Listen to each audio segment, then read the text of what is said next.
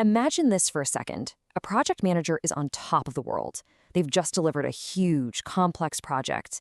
And on the surface, everything looks absolutely perfect. But as you're about to see, just crossing the finish line, well, that's not always the whole story. So let's look at the scoreboard. First, the project was delivered right on schedule. Bam! The deadline was hit, the stakeholders are smiling. That's a huge win. We'll give that a big green check. And get this, it also came in under budget. I mean, how often does that happen?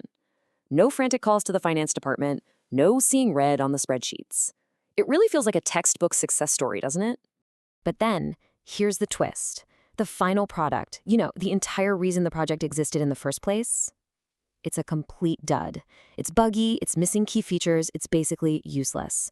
Everything was perfect, except for the one thing that actually mattered. And that just begs the question, right? What is the point of being on time and on budget if the thing you built doesn't even work? This right here is exactly why we need to talk about quality management. It's the safety net that's designed to prevent this exact kind of disaster. So what is quality management really? Well, in simple terms, it's the whole process you put in place to make sure a project isn't just done, but it's done right. It's all about delivering a final product that's reliable, that does what it's supposed to do, and ultimately that makes the customer or end user happy. And to really get our heads around this, we can break quality management down into three main pillars. Just think of the acronym PAC. That's for Planning, Assurance, and Control. Seriously, this little acronym is going to be your best friend for understanding how quality works. All right, let's kick things off with the P in PAC, because here's the secret. Quality isn't something you just check for at the very end. Nope, it's something you have to plan for from day one. Quality planning is all about creating the blueprint for success. This is a stage where the team gets together and defines what good actually means for this project. You're asking those big questions like, what features does this thing absolutely have to have? Or how fast does it need to run? And the output of all this? You get a formal quality plan. Basically, the official recipe that everyone on the team is going to follow. Okay, now we're getting to the two parts that trip a lot of people up: assurance and control. They sound kind of similar, I know, but they do completely different jobs. Nailing the difference between these two is absolutely critical. So first up, we've got quality assurance, or QA. I want you to think of QA as focusing on the process. It's not about checking the final product, it's about checking the way you're making the product. It's all about preventing defects from happening in the first place.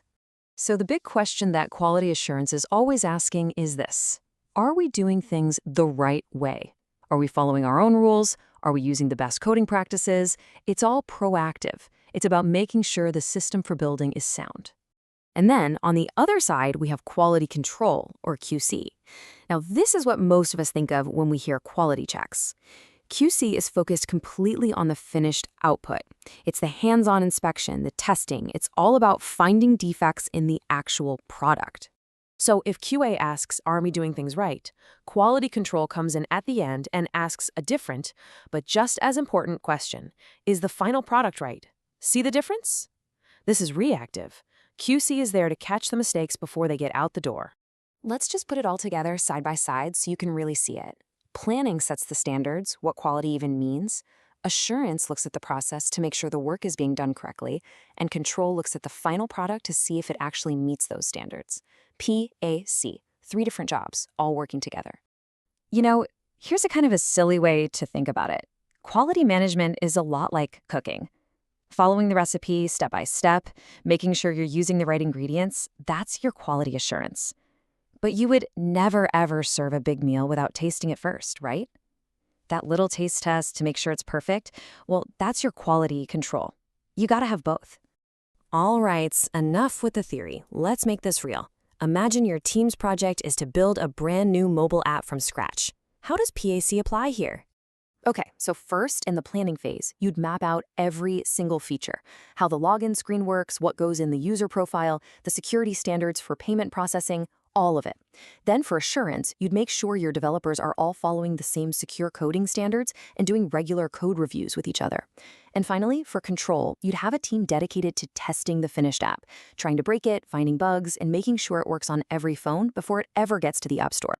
And this process is so important because, honestly, this is where projects fall apart. The most common mistakes are pretty simple. Teams start ignoring the standards they set in the beginning, they get rushed and decide to skip some testing, or worst of all, the plan was just vague or incomplete from the get-go. All right, let's wrap this up and boil it all down. If you're studying for an exam or you just want to make sure these ideas stick, this is the part to really focus on.